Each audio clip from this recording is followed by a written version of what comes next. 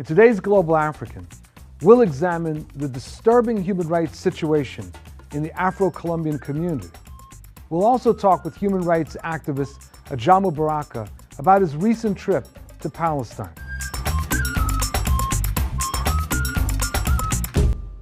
In late October of 2014, the Interfaith Peace Builders took a delegation to Palestine in a show of solidarity with oppressed Palestinian brothers and sisters.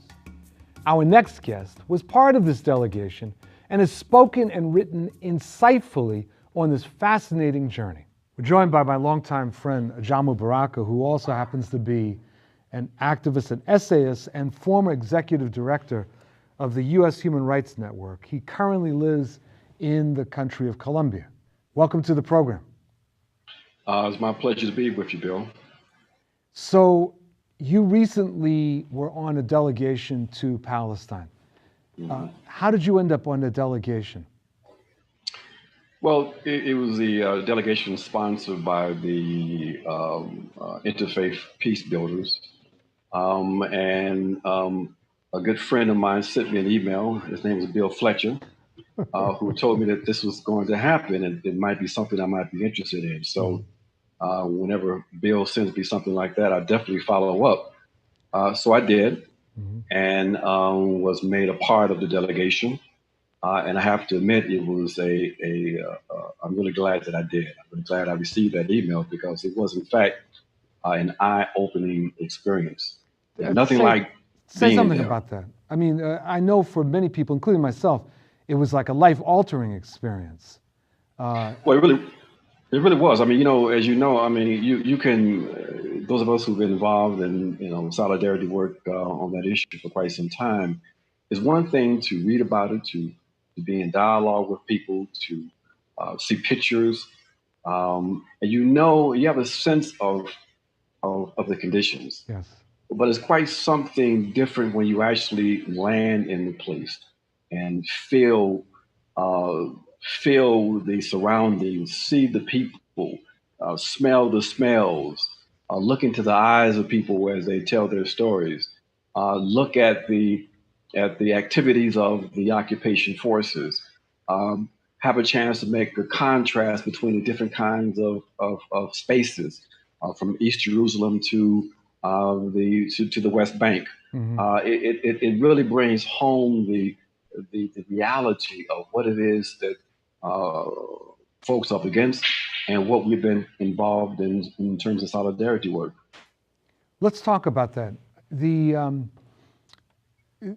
occupation of the Palestinian territories, along with the treatment of Palestinians in Israel, is often described as apartheid. There are many people, Zionists and other people that are opposed to Palestinian rights, who claim that such characterization is inaccurate, that the situation is not in any way like South Africa in the apartheid regime, or Zimbabwe when it was Rhodesia. How did you feel when you were there? And how do you feel about that debate? Well, in terms of I mean, the differential treatment of people became very clear even before we got out of the airport, when we had two of our members detained. One was detained and eventually deported overnight. And she was, in fact, detained and deported, we believe, because she, in fact, is a Palestinian American. So it's clear that there are different rules for different people in Israel. The very first couple of nights in our hotel there in East Jerusalem, they were running battles literally under our windows between the Palestinians and Israeli forces. We went to sleep with the faint smell of tear gas. We had a chance to see firsthand once we went to the more occupied territory, if you will, in the West Bank. We saw the separation walls. One of the things about the separation wall that people need to know is that this notion of it being just a security wall that's being constructed to separate the Palestinians from Israelis, and that there's a sense that there's some kind of geographical division between, say, Palestinians on one side and Israeli settlers on the other. And that happens, except that the separation wall is throughout the occupied territories, right. and the wall is used as a structure, instrument to basically engage in a process of land enclosures, if you will.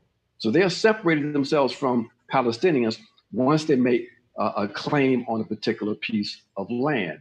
And we saw that straight up. We saw that in dramatic form all over the West Bank, and the divisions were clear. And what Alice Walker said, and others who made the comment about what they viewed in Palestine being more difficult, more horrendous than apartheid under South Africa, was very clear to many of us, especially those of us who had a chance to get to South Africa in the years right after the so-called democratic liberation, and see a lot of the still prevailing conditions in South Africa.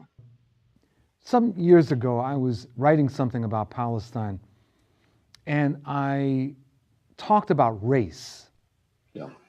And someone took issue with me in describing the oppression there as both national oppression and racist oppression. And they said, well, you know, I'm not sure that the term race applies. But after going there twice, I felt that it absolutely applied in describing this complete differential in treatment that existed between the Palestinians and the Israelis. And I was curious, as an African American, how did you look at the situation there in terms of issues of race? Was that a relevant category for you? That's a very good question. I mean, I had concluded that there was a process of racialization that we see unfolding and unfolded in that particular experience. But being there really sort of confirmed that.